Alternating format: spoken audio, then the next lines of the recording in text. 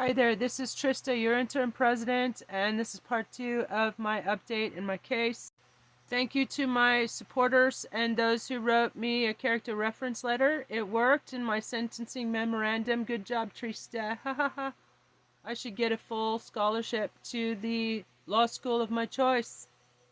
Anyway, they didn't seek jail time, but they're trying to impose probation, 6 years probation, and random warrantless searches of my property, and I have already filed to overturn the conviction and sentencing on numerous grounds, including the fact that Teddy Noon, the detective in the case, solicited a crime. The veterinarian did not initially report me, but he solicited a crime by calling her back 2 weeks after a raid involving 60 officers on August 30, 2023, 8:37 a.m., in which they immediately put me in jail instead of executing his bogus search warrant obtained without probable cause, which is abuse of power and process on his part. And by the way, solicitation of a crime is a crime, Teddy. So that's one grounds. And then also Zoe Skinner, one of the state's witnesses, was found to have lied about Hank's condition. Hank is my service dog that I foolishly entrusted to what I thought was a friend and her stupid niece, Zoe Skinner. Beth Cummings is still unindicted, but I'm suing you bitches. You're gonna see your day in court. You will be held accountable for this mass animal cruelty you are responsible for. False reporting and leading to the swatting, which is what happens.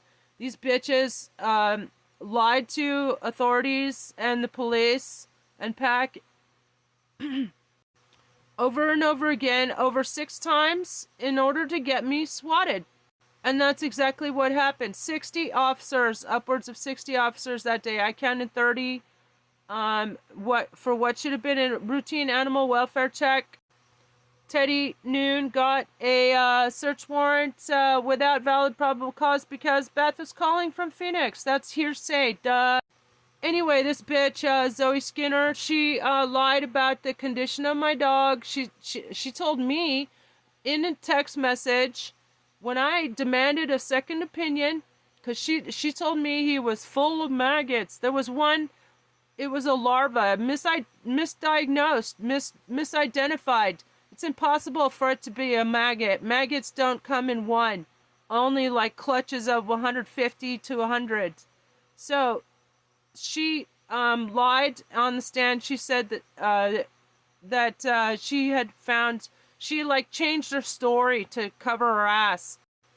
She had told me in text messages that he only had days to live, that it was a cancerous mass. No, it was a dermal mass, bitch.